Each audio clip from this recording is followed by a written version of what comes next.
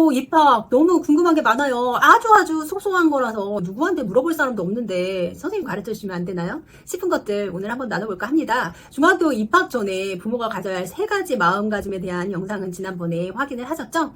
그것과 더불어서 아주 소소하고 작은 중학교에 변화되는 것에 대한 이야기를 나눠볼게요.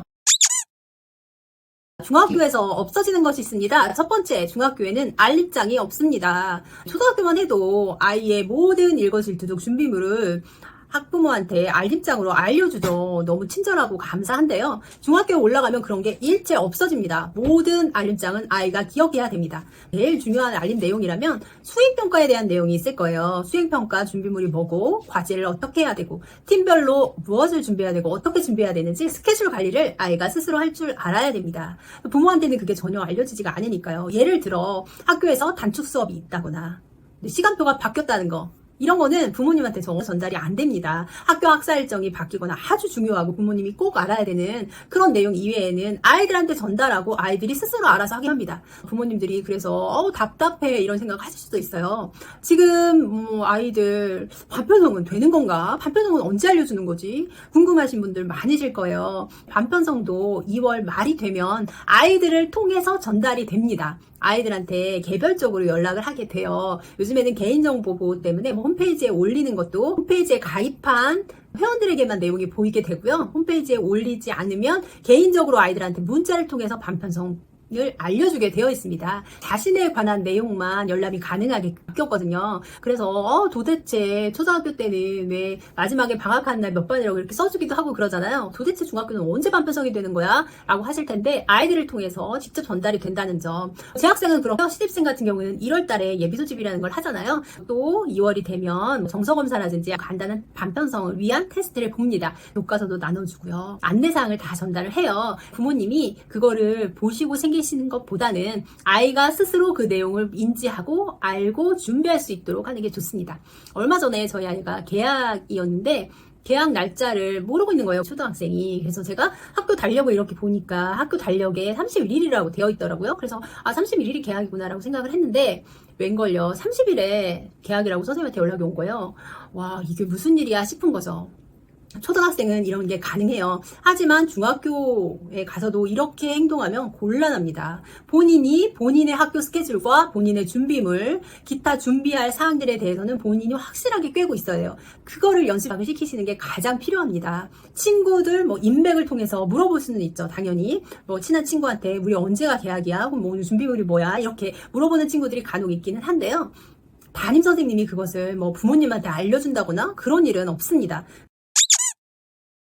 아이가 스스로 자기 준비물이나 학교에서 필요한 제반 사항들을 챙기도록 준비를 시켜서 입학시키시는 게 좋습니다. 알림장 기대하시지 마시고요. 아이한테 또 꼬치꼬치 다 물어봐가지고 알려고 하지 마시고요. 아이가 스스로 자기 거를 잘 챙겨 나가도록 연습을 시키시는 게 우선인 것 같습니다.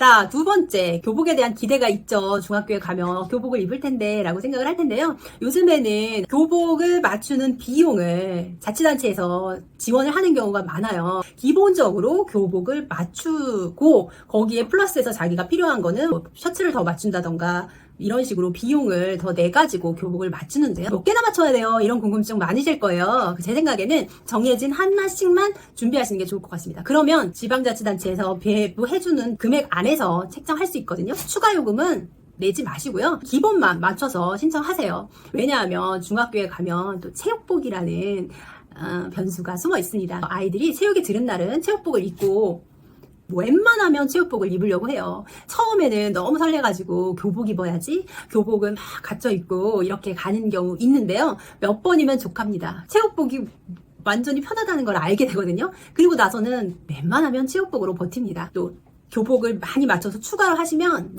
오히려 그거를 활용을 안 할 가능성이 많아요. 굳이 추가 비용을 내고 교복은 안 맞춰도 될 것 같아요. 체육복을 맞출 때도 여러 벌 맞추시는 것보다 중학교 때 아이들 성장이 가장 많이 일어나는 시기잖아요. 3년 동안 입으면 작아지기도 하고 체육복이 많이 낡아요. 자주 입기 때문에 한 벌을 체육복을 준비를 하신 다음에 또 아이가 성장해서 작아지면 2학년이나 3학년 때 한 벌을 더 추가로 주문하시는 그런 시스템으로 하시면 좋을 것 같아요. 예전 같으면 뭐 와이셔츠 몇 개는 기본적으로 아이들이 다 준비를 했었는데요. 요즘은 그것보다 정해진 수량 딱 한 벌만 너무 오버해서 준비하시지 마시고요. 그렇게 준비하시고 체육복으로 많이 입히면 그게 활용도가 훨씬 더 높다라는 것을 알고 준비하시면 좋습니다.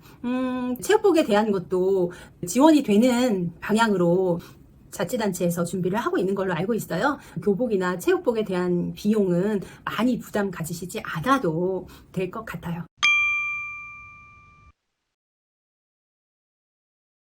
또 궁금한 게 뭐가 있을까요? 학교 담임 배정도 많이 궁금하실 거예요. 중학교에 가서 어떤 담임을 만나게 될까? 어떤 아이랑 같은 반이 될까? 나 초등학교에서 우리 아이가 사이가 좀 안 좋았던 아이가 있는데 그 아이랑 같은 반이 될까봐 너무 걱정이 된다. 중학교에 따로 말해서 반편성에 반영할 수는 없을까? 적응이 늦은 친구들은 친한 친구랑 좀 같은 배정을 해서 하면 중학교에 훨씬 잘 적응할 것 같은데 이거 중학교에 연락해서 말해도 될까요? 라는 고민이 있으실 텐데요. 이거는 거의 반영이 어렵다고 생각하시면 됩니다. 왜냐하면 초등학교에서 중학교에 올라오면서 관련 자료를 받지는 않아요. 그래서 학생에 대한 기본 자료만 넘어온 다음에 교육적으로 어떤 것을 반영해야 된다는 거는 받지 않고 1월이나 2월에 신입생들을 위해서 정서 평가 같은 걸 하거든요. 그 평가에 결과를 기준으로 반편성을 합니다. 중학교 1학년 신입생의 경우에는 선생님들이 하시는 게 아니에요. 학교 선생님들이 하지 않고요. 그 업체에서 그 결과를 분석을 해서 형평성에 맞게 반편성을 하거든요. 학교에서 그 결과를 손을 대지를 않습니다. 그러면 가끔 1, 2월에 전화가 와요. 그래서 저희 아이가 이런 어려움이 있는데요. 반편성할 때 반영해 주실 수 있을까요? 라는 전화가 오는데요.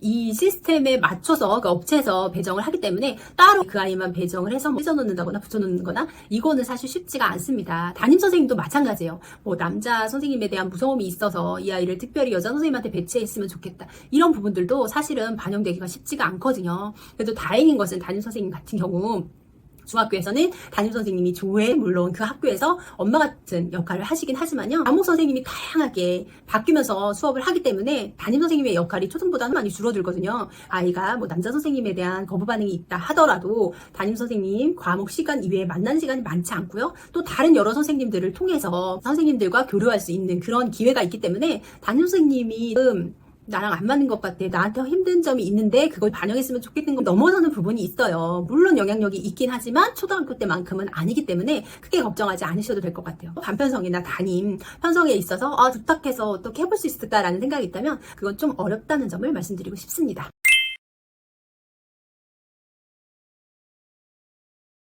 입학식은 가야 돼 말아야 돼. 뭐 입학식에 그렇게 많은 학부모님들은 오지 않으십니다. 입학식은 굳이 아이가 바라지 않는다면 참석하지 않으셔도 돼요. 아이는 친구랑 가는 걸 더 좋아합니다. 중학교 입학을 앞두고 또 여러 가지 고민이 되실 거예요. 우리 아이가 잘 적응할 수 있을까? 학교는 잘 따라갈 수 있을까라고 생각이 드실 거예요. 아이들도 마찬가지예요. 3월에 오면 굉장히 긴장을 많이 하거든요. 새로운 환경이 바뀌면서 도대체 여긴 어디지? 어떻게 해야 되지? 라고 걱정을 많이 하는데요. 1학년 1학기가 굉장히 중요합니다. 처음 문을 여는 시기잖아요. 어떤 태도를 갖느냐, 어떻게 학교에 적응하느냐가 이때 결정이 되죠. 아이들이 친구 관계도 굉장히 빠르게 정리가 돼서 3월이면 친구들이 소진이 되기 시작합니다. 3월 첫 달이 굉장히 중요해요. 그래서 학교 분위기도 익히고 시스템도 익히면서 적응하는 게 3월이거든요. 3월 한 달은 아이들이 바짝 긴장하고 부모님들도 긴장하실 텐데요. 이때 아이들이 학교에 다녀와서 길어진 수업 시간과 막 6교시, 7교시까지 계속 수업을 하다 보니까 체력적으로 많이 지칠 수 있습니다. 3월이 또 환절기잖아요. 가만히 있어도 지치는데 그때 많이 지칠 수 있으니까 중학생 입학과 더불어서 아이들이 체력적으로 지치지 않도록 지켜봐 주시고요. 잘하고 있다, 애쓰고 있다 라고 하면서 많이 토닥여주세요. 아이들이 그만큼 성장하고 혼자서 해낼 수 있는 역량이 키워진 나이기 때문에 스스로 잘 헤쳐나갈 수 있을 것 같습니다. 중학교에 대해서 소소하게 궁금한 것들 오늘 풀어드렸어요. 너무 겁먹지 않으셔도 됩니다.